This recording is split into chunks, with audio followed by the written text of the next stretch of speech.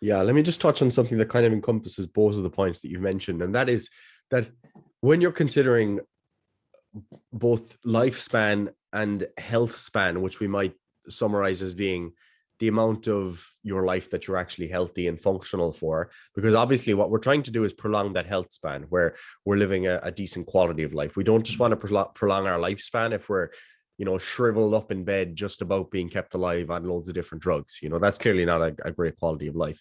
But in order to preserve that health span as much as possible, what we're actually trying to do is find this kind of balance between anabolic processes and catabolic processes. Okay.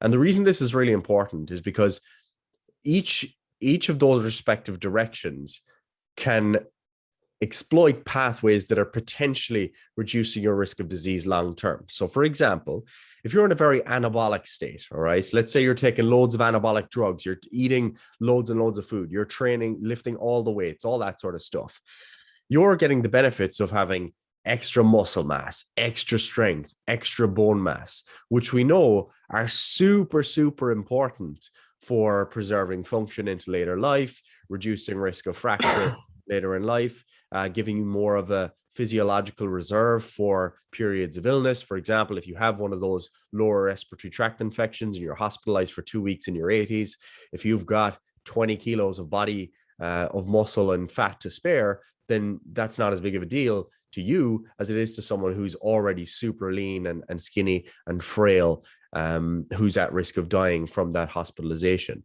So you can see that there's a huge benefit to those anabolic processes. And we certainly don't want to be dieting forever. And we don't want to be as skinny as we possibly can later into life. However, on the other side of things, catabolic processes are very, very important. Okay. And we need to be having those catabolic processes take place in our bodies if we want to reduce our risk of disease.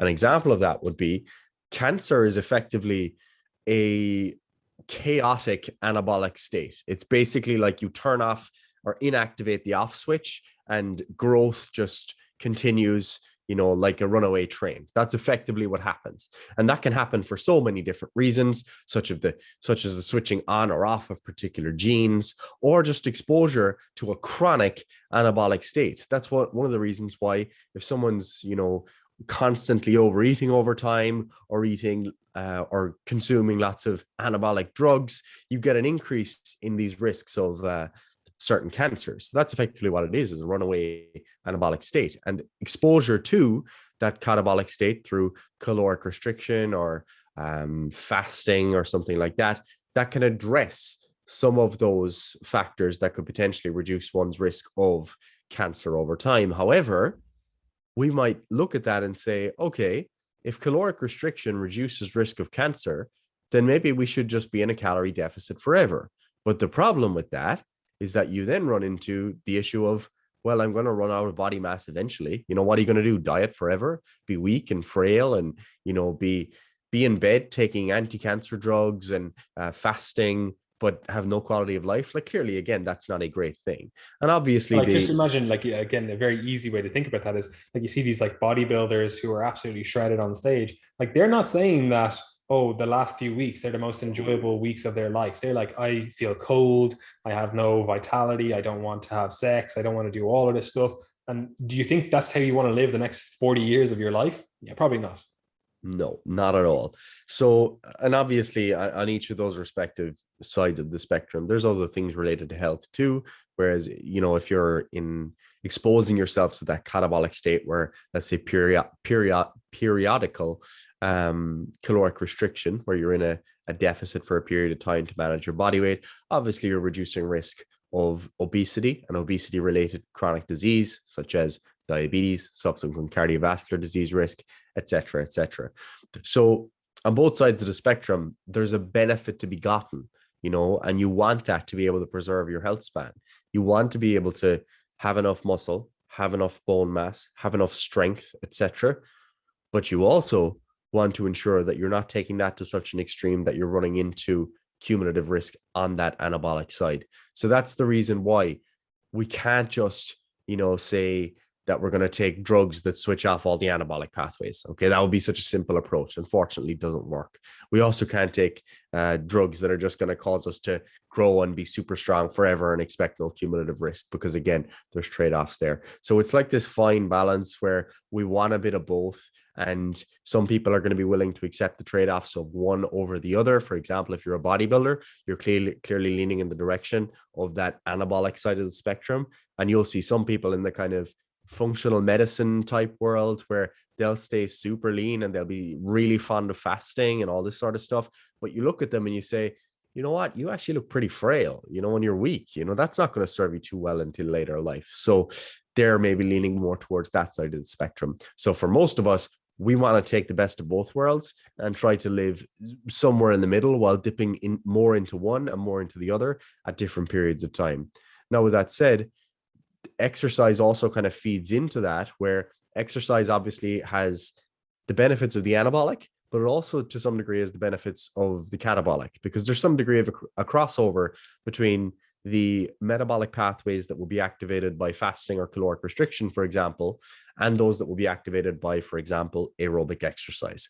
So there's a bit of a crossover there. One way to reduce your resting heart rate would be to fast. You're typically going to reduce your resting heart rate. Another way would be to exercise and get really fit and efficient. Okay, so there's another benefit there. Similarly, if you want more mitochondria, for example, mitochondrial biogenesis, the process of increasing your mitochondrial density and size, one of the things you can do is caloric restriction, or you can exercise. So you get those benefits again from exercise too. And that's one of the reasons why exercise is such a potent longevity drug, and the good thing there is that the aerobic side of the spectrum, you're probably exploiting a little bit more of the catabolic side. And then with resistance training, you're probably exploiting a little bit more of the anabolic side. So it's a nice kind of mix between the two.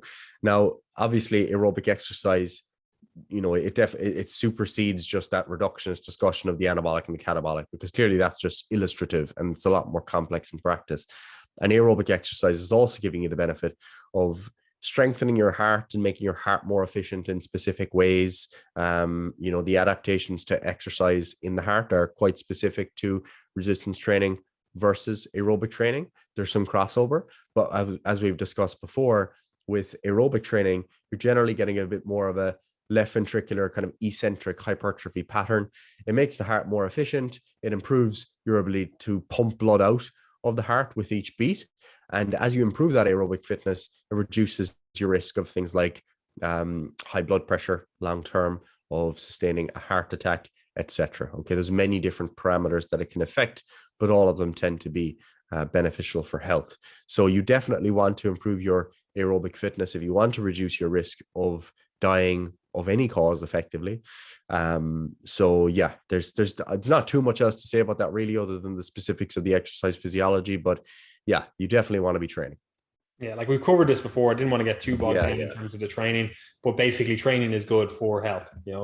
We've talked about it before. We don't need to go into it too much. If you care to, go into the exact adaptations and stuff, like we have done specific cardiovascular training episodes. We've also just spent however long talking about training in general. So you should be able to, get a glimpse into like what benefits you're going to get from resistance training versus cardiovascular training, et cetera, right? So training, it's a foundation. We're going to be engaging in that process. Again, ideally 3 to 4 times per week, you get that done, happy days, a mix of some sort of resistance training. Again, it could be body weight stuff. Obviously, you're going to have to progress that at some stage, but could be some body weight stuff.